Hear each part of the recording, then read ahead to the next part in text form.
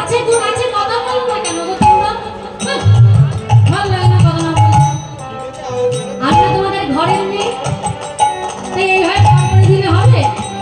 একটু কথা কথা বলো, বলে ভালো লাগে না। তাহলে গোবিন্দ হলো একজন প্রসিদ্ধ চোর।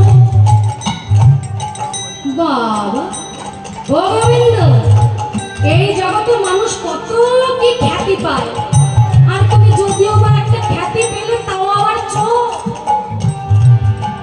আয় রে, কি গো মায়েরা, গোবিন্দ চোর না? বলে শুধু কি চোর, একেবারে পাকা চোর। পাকা চোর? হ্যাঁ, মাত্র 6 দিন বয়সে চোরের হাতে খড়ি দিয়েছে গো। 6 দিন।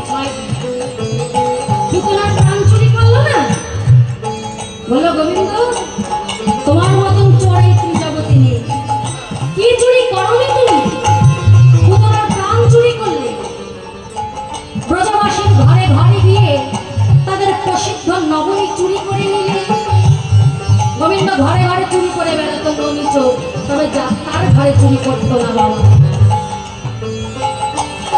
শুধু কি তাই, ব্রজ গোপীগণের তুমি বসন চুরি করলে। তাহলে ননী চোর, বসন চোর, প্রাণ চোর, কত চুরি! বাপরে বাপ। আরো একটা জিনিস তুমি চুরি করো, তবে হে গোবিন্দ, এই চুরিটা করবার জন্য তোমাকে দোষ দেব না। এই চুরিটা করবার জন্য তোমাকে আমরা প্রণাম করি। তবে সেই চুরিটা কি জানো? বহু জন্মার্জিত পাপ রাশি চৌরন। হে গোবিন্দ, তুমি পাপী তাপীর হৃদয় থেকে তার পাপ রাশিটাকে তুমি চুরি করে নাও।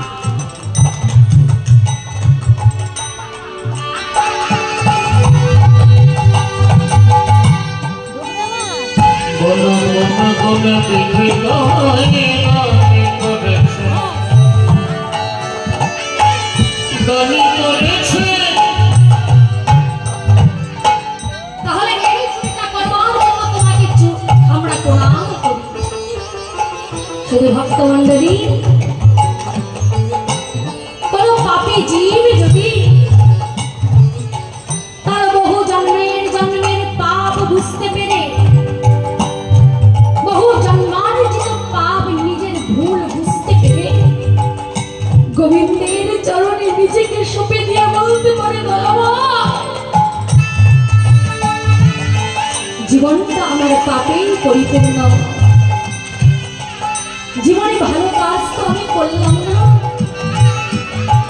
সারা জীবনে পাপের মধ্যে নিজেকে ডুবিয়ে রেখেছি। তবু আজ আমি আমার পাপ বুঝতে পেরেছি, আমি আমার ভুল বুঝতে পেরেছি। তাই আজ আমি আমার ভুল বুঝতে পেরে আমি তোমার চরণে শরণে নিলাম। তুমি আমার সব অপরাধ ক্ষমা করে দাও।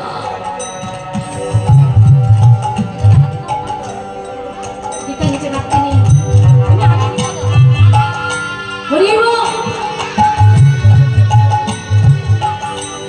আমি জীবনে ভালো কর্ম কিছু করিনি প্রভু, পাপে পরিপূর্ণ হৃদয় আমার।